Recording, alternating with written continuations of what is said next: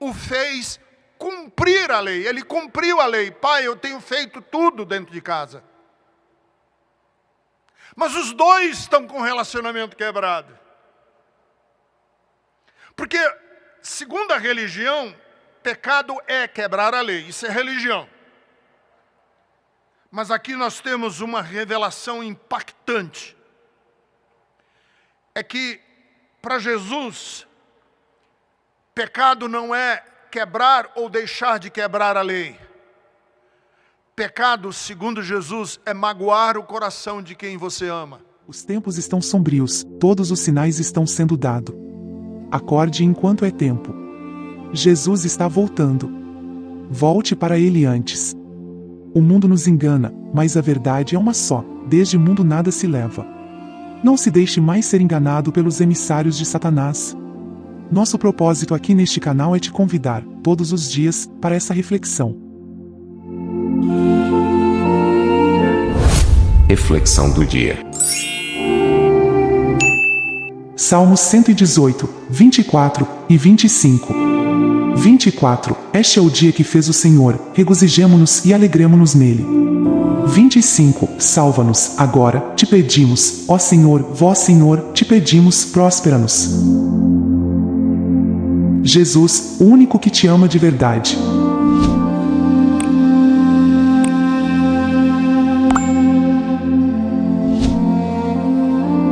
Lucas, capítulo de número 15, tem a parábola do filho pródigo. E eu escolhi falar na parábola do filho pródigo por dois motivos. O primeiro motivo é que hoje é o dia dos pais. E a parábola do filho pródigo é primordialmente uma parábola sobre um pai. Na verdade, é uma parábola sobre Deus e sobre o comportamento que todo pai deve ter ao imitar Deus. Uma parábola sobre Deus e como cada pai deve procurar imitar Deus. E o segundo motivo pelo qual eu escolhi a parábola do filho pródigo para falar hoje de manhã é porque essa parábola se dá num contexto de crise. O texto, eu vou ler para vocês, diz que o filho mais jovem saiu de casa e houve uma crise, uma grande fome, uma crise econômica, uma crise nacional. E apanhou esse menino de surpresa no meio da crise. Então há dois fatores aqui que são importantes. É sobre como nós, pais, devemos nos comportar. Se queremos imitar a Deus, ser iguais a Deus, e a Bíblia diz que nós devemos ser perfeitos como é perfeito o nosso Pai que está nos céus, e um contexto de fome, de crise, que é o contexto em que o filho é pego de surpresa. Então, no capítulo de número 15 do Evangelho de Lucas, convido a vocês que estão com Bíblias a abrirem suas Bíblias. Lucas, capítulo de número 15, a partir do versículo de número 11.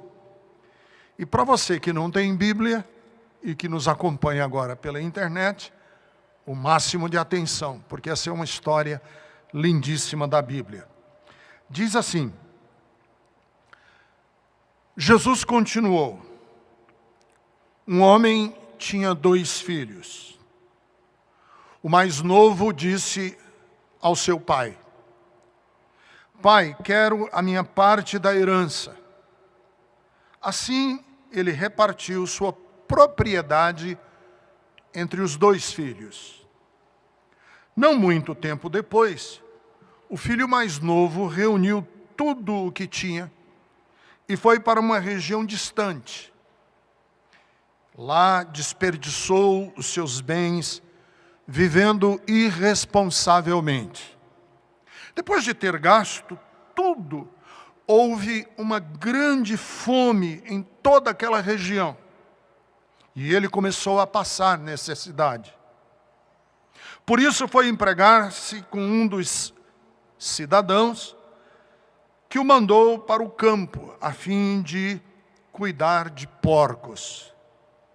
Ele desejava encher o estômago com as vagens das alfarrobeiras que os porcos comiam, mas ninguém lhe dava nada. Caindo em si, ele disse: quantos empregados do meu pai têm comida de sobra, e eu aqui morrendo de fome? Eu me porei a caminho e voltarei para meu pai e lhe direi: Pai, pequei contra o céu e contra ti. Não sou digno de ser chamado teu filho. Trata-me como um dos teus empregados. A seguir levantou-se e foi. Quando ainda estava longe, seu pai o viu e, cheio de compaixão, correu para seu filho e o abraçou e o beijou. O filho disse para o pai: Pai, pequei contra o céu, contra ti, não sou mais digno de ser chamado teu filho. Mas o pai disse aos seus servos: depressa, tragam a melhor roupa e vistam nele. Coloquem um anel no seu dedo e calçados nos seus pés. Tragam um novilho gordo, matem-no. Vamos fazer uma festa e alegrar-nos. Pois este meu filho estava morto e voltou à vida. Estava perdido e foi achado. E começaram a festejar o seu regresso. Enquanto isso, o filho mais velho estava no campo, e quando se aproximou da casa, ouviu a música, a dança. Então chamou um dos servos e perguntou o que estava acontecendo. E este respondeu: seu irmão voltou e seu pai matou o novilho gordo, porque o recebeu de volta são e salvo. O filho mais velho encheu-se de ira e não quis entrar. Então o pai saiu e insistiu com ele. Mas ele respondeu ao pai: olha, todos esses anos tenho trabalhado como um escravo ao teu serviço e nunca desobedeci às tuas ordens. Mas tu nunca me deste nenhum cabrito para eu festejar com os meus amigos. Mas quando volta este teu filho, que esbanjou os teus bens com as prostitutas, tu matas o novilho gordo para ele. Disse o pai: meu filho, você está sempre comigo, e tudo o que eu tenho é teu. Mas nós tínhamos que celebrar a volta deste teu irmão e alegrar-nos, porque ele estava morto e voltou à vida, estava perdido e foi achado. Que linda história! Talvez uma das mais célebres de toda a Bíblia, a parábola do filho pródigo. Há alguns elementos aqui que eu quero chamar a atenção de vocês. Primeiro, é que nessa história que, assim, particularmente tem 3 personagens, um pai e 2 filhos, fica muito claro para nós que a rebelião ostensiva, a rebelião aberta, beligerante, a rebelião agressiva e um ressentimento escondido, uma raiva guardada, são igualmente desastrosos. Vejam bem, o filho mais novo é rebelde, e ele sabe que é rebelde.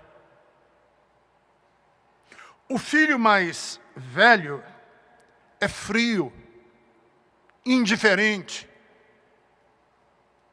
metódico, burocrata, e não percebe.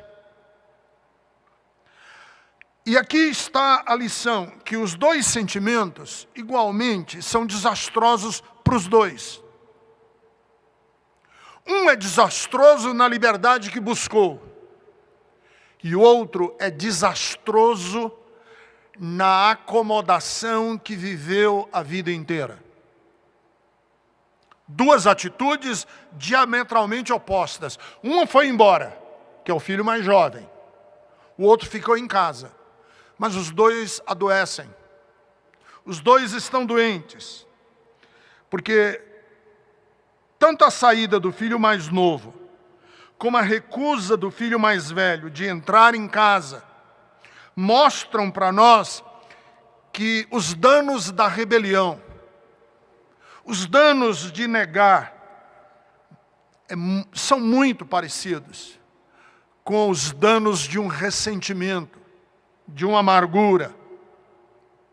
Então, é muito claro isso para nós, porque nós devemos tomar muito cuidado, tanto com as nossas atitudes que são inconsequentes e que nos levam a comportamentos desastrosos, como nós devemos ter muito cuidado também com inveja, com amargura, com ingratidão, porque esses nos adoecem, talvez num processo mais lento, talvez num processo mais sutil, mas que também nos adoecem, que também vão corroendo por dentro. Vejam que nós temos duas atitudes aqui que para nós precisam ser extremamente atentas. Nós devemos nos atentar a essas atitudes. Tanto do rebelde que vai embora e não sabe usar da vida e não sabe como se comportar diante do seu anseio de ser livre e fazer o que quiser da sua vida e do que lhe dá na telha, como daquele que se resigna, que se acomoda. E se acomoda não em nome do amor, mas se acomoda em nome do ressentimento, da amargura, da raiva, do ódio. A segunda coisa que eu quero chamar a atenção de todos vocês aqui nessa parábola, que é a parábola do pai que tem que lidar com dois comportamentos dos filhos que são infantis, imaturos, é que pecado, na verdade, não tem a ver com quebra da lei. Pecado tem a ver com quebra de relacionamento. Não é quebra da lei, porque os fariseus eram cumpridores da lei. Jesus diz, admite que os fariseus, cumpriam até o cedilha, até o tio, até a vírgula, até o ponto e vírgula da lei, eles cumpriam. Davam dízimo até do tempero que colocavam na mesa. Jejuavam 2 vezes por semana. Tinham um comportamento legalmente exemplar. Mas aí Jesus diz assim, se a justiça de vocês não exceder a justiça do fariseu, você não faz parte do reino de Deus. Olha para mim e presta atenção. O egoísmo do filho mais jovem que foi embora e pediu a herança do pai para ir embora, o egoísmo, porque isso foi um egoísmo, o fez transgredir a lei. Mas o ressentimento, mas o coração frio e insensível do segundo filho o fez cumprir a lei. Ele cumpriu a lei. Pai, eu tenho feito tudo dentro de casa. Mas os dois estão com o relacionamento quebrado. Porque, segundo a religião, pecado é quebrar a lei. Isso é religião. Mas aqui nós temos uma revelação impactante. É que, para Jesus, Pecado não é quebrar ou deixar de quebrar a lei. Pecado, segundo Jesus, é magoar o coração de quem você ama. Então veja bem, marido, veja bem, pai, veja bem, filho, porque hoje é o dia dos pais e eu quero falar especificamente ao filho.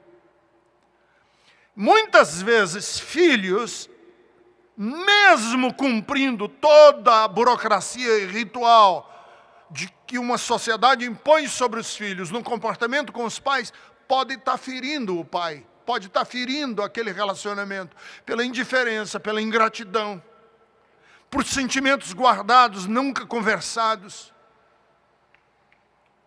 Porque, vejam, na cultura do Oriente Médio, na cultura semita, na cultura judaica, na cultura árabe, inclusive, o essencial para com os mais velhos não é você se comportar como deveria se comportar segundo uma lei.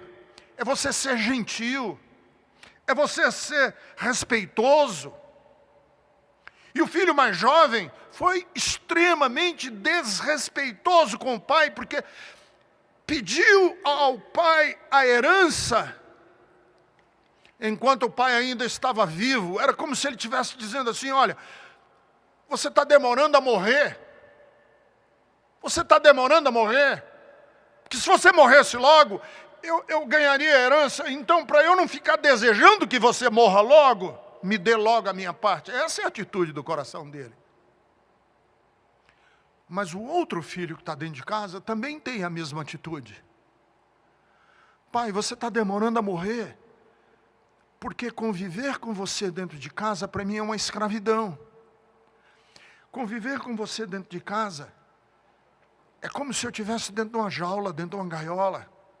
Os dois quebraram o coração do pai. Então, o pecado do mais jovem é insensibilidade. E o pecado do mais velho é submissão amarga ao outro. Porque aqui está a questão essencial da religião.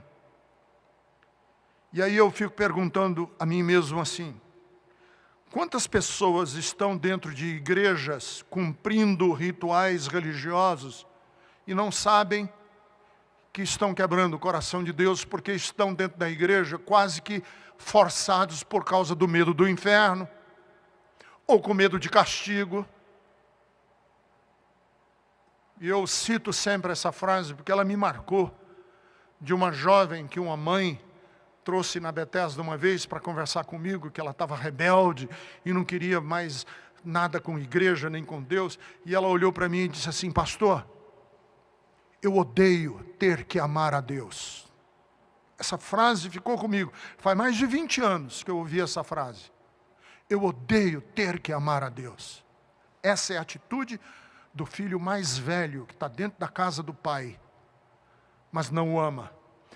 É a atitude de muitos cristãos que querem as bênçãos de Deus, mas não querem Deus.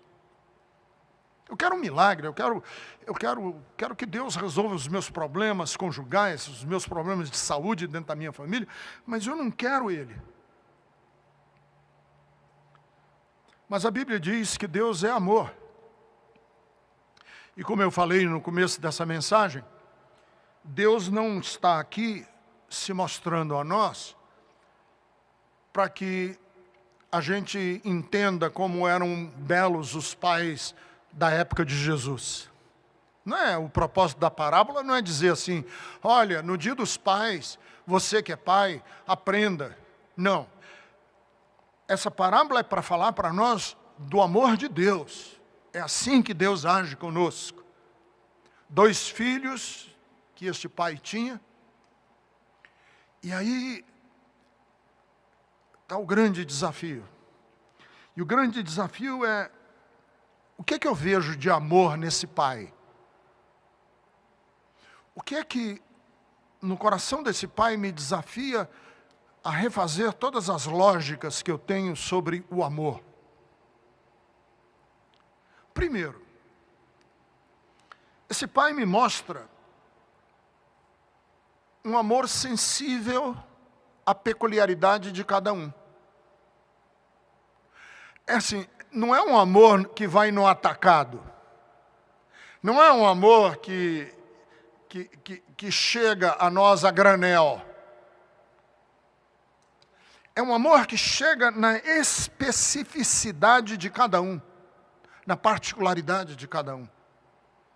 Olha como este pai, na parábola do filho pródigo, Lucas capítulo de número 15, a partir do versículo 11, lida com cada um dos filhos. O mais jovem chega em casa todo estrupiado, porque nessa sua rebeldia ele foi embora, aconteceu uma fome, uma crise econômica, sim, pensando nos dias atuais, uma pandemia. Ele não teve como sobreviver no meio dessa crise econômica. A única coisa que deram para ele foi cuidar de porco, que na cultura brasileira não tem grandes problemas, porque nós não temos todas essas restrições. Mas na cultura judaica, não se tratava de porco, não se comia porco. Não. Isso aqui, quando diz assim, o único emprego que deram para ele foi cuidar de porco, o que a parábola está querendo dizer é que o que deram para ele foi o serviço mais degradante que havia. Que isso aqui é uma atividade degradante, indigna, que ele está exercendo. E lá era tão degradante que ele esperava os porcos terminarem de comer. Quando os porcos terminavam de comer, aí é que ele pegava um pouco do resto da lavagem, daquela comida podre, para ver se saciava o estômago. Então ele está sujo, ele está magro, esquálido, está sem sapato, as roupas estão rasgadas, ele está no fim daquilo que a gente pode entender de um ser humano. E o texto diz que o pai correu na direção do filho e usa da misericórdia para com o filho em público. O pai se expõe ao público. O pai se expõe e se abraça à miséria do filho. Olha que lindo! E se abraça a miséria do filho publicamente. Não é dentro de um quarto. Não é no recinto de uma igreja. É em praça pública.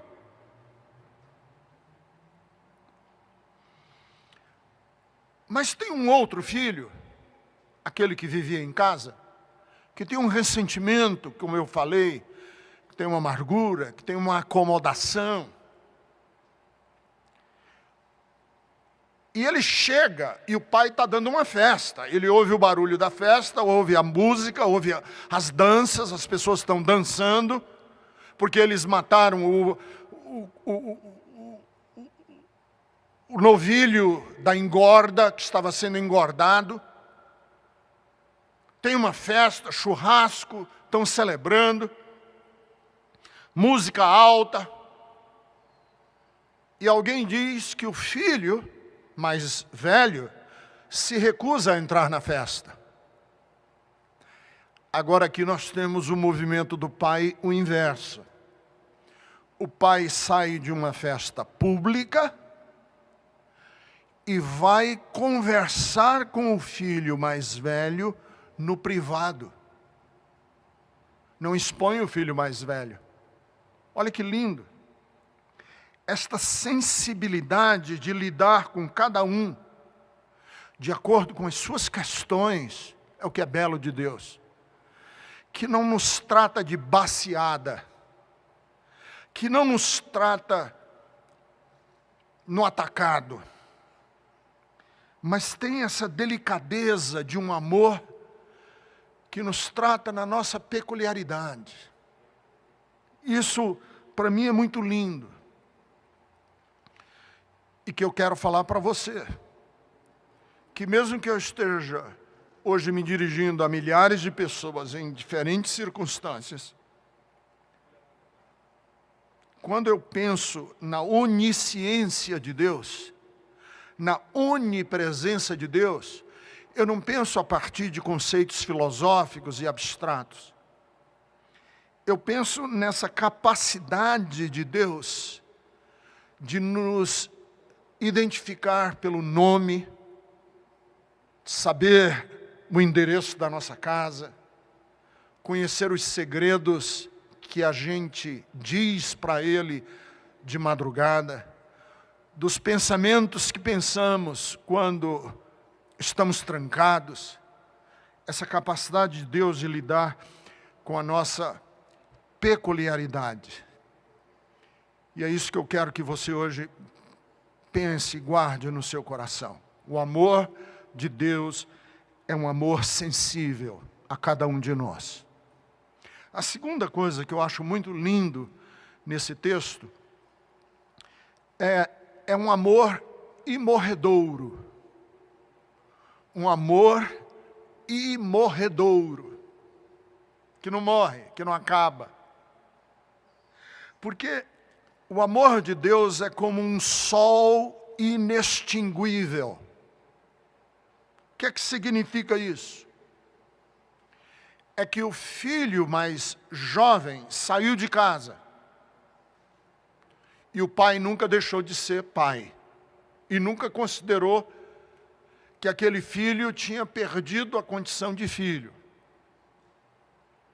O filho mais velho estava em casa, resmungão, amargurado, e o pai diz para esse filho, filho, o tempo inteiro, que você estava nutrindo esse sentimento de distanciamento de mim, eu estava sendo o tempo inteiro o teu pai, porque eu sempre estive com você e tudo que eu tenho é teu.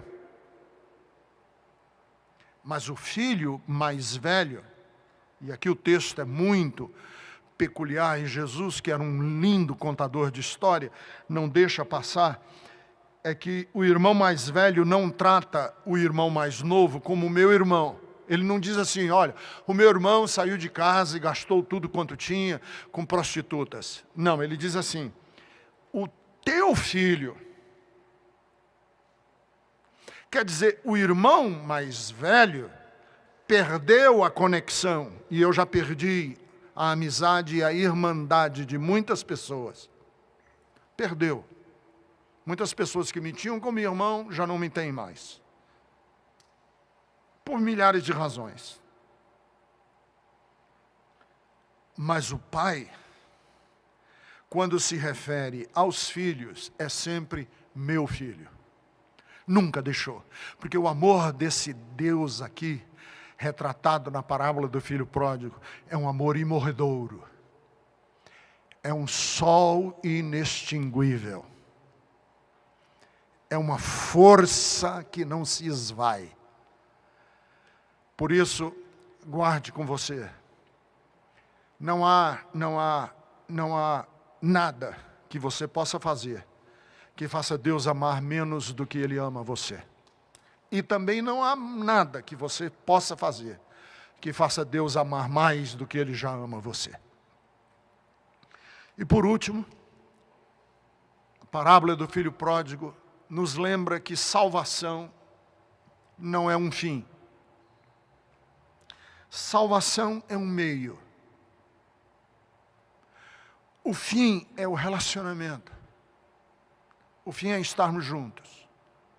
O propósito último de Deus para conosco é que a gente more com Ele. Que a gente sente à mesa. Que Ele seja o nosso Deus e nós sejamos seus filhos. Esse é o propósito de Deus. O propósito de Deus não é salvar. Salvação é um meio para chegar a esse propósito. Na Idade Média, os teólogos medievais discutiram por muitos anos, inclusive, uma pergunta teórica. Se o ser humano nunca tivesse pecado, Jesus teria vindo ao mundo? O que você acha? Se o ser humano nunca tivesse pecado, Jesus teria vindo ao mundo? E eles chegaram à conclusão, assim, quase que unânime, que sim. Porque salvação não foi... Jesus não veio ao mundo para nos salvar. Jesus veio ao mundo para construir o tabernáculo de Deus entre os homens. Mas a Bíblia não diz que ele veio buscar e salvar o que havia se perdido?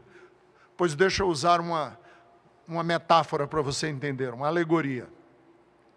Você me convida para eu ir na sua casa, tomar um chá, comer um churrasco, comer um bolo de fubá, tomar um café. Você me convida para ir na sua casa.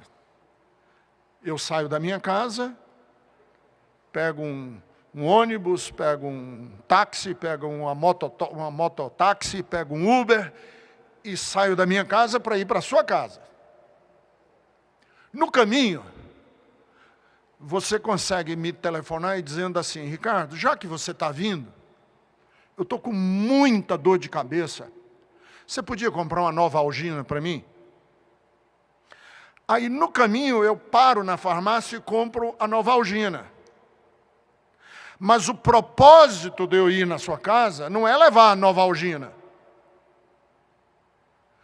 O propósito de eu ir na sua casa é a gente sentar juntos à mesa e desfrutarmos da mesa.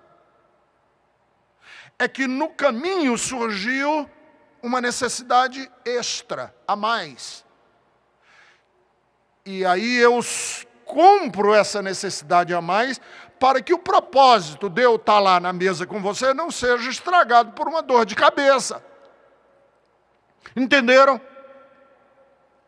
O grande propósito de Deus é fazer tabernáculo em nós. Paulo deixa isso muito claro.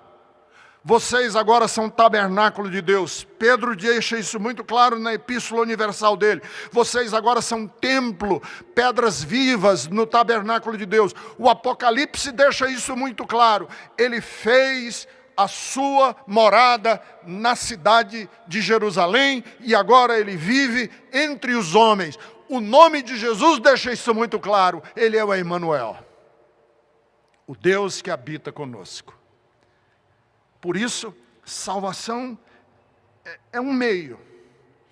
O propósito desse pai em colocar sandália nos pés do filho, em colocar um anel nos seus dedos e roupa, porque ele estava seminu, é para que ele possa voltar para casa e se sentar à mesa como filho. Deus quer salvar de você tudo aquilo que está roubando você de desfrutar toda a vida, tudo que Deus tem para você. Tá bom?